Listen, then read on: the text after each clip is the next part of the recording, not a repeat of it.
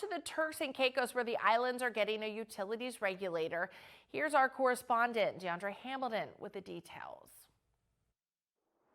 The Turks and Caicos is getting a utilities regulator, and the Energy and Utilities Department, led by its Commissioner Delano Arthur, has convened an expert panel for several rounds of public consultation. These are the comments that we need to hear, because that is our reason for coming, because we want feedback. We want to hear from you. It's a mammoth undertaking that needs direct stakeholders and consumers' input, say officials who last month announced Cabinet had approved a draft policy. It's why the EUD has hosted meetings with utilities, including Fortis TCI, the electricity provider, Provo Water Company, the telecommunications firms of Flow and Digicel. Even petroleum is roped in, and Rubis was among those in the room at the Palms Resort.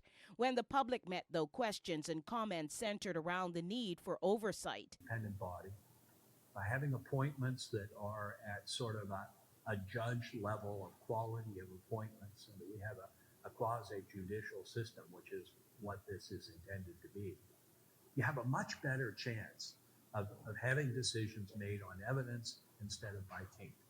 And yes, if you are a regulated entity who has no obligation today to be transparent, it may seem a bit frightening, big and scary, but it is good for the whole as a concept. So how do we get from where we are to that more ideal set of circumstances where there's greater transparency? What you need updated regulatory regime.